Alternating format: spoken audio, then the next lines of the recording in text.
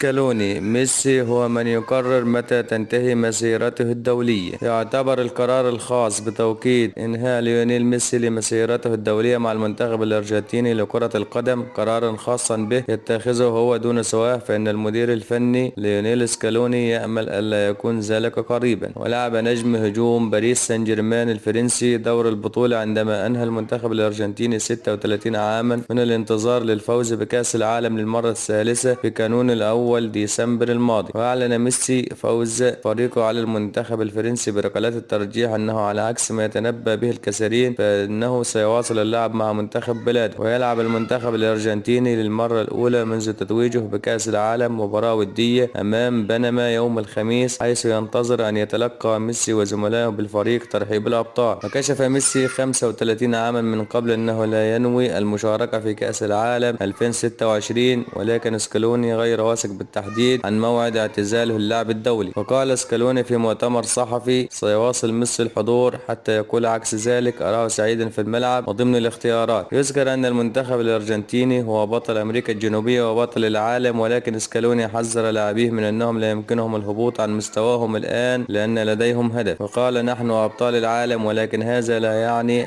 أن لدينا الحق في المزيد، فقط لأننا فزنا لا يمكننا أن نفعل شيء نريده.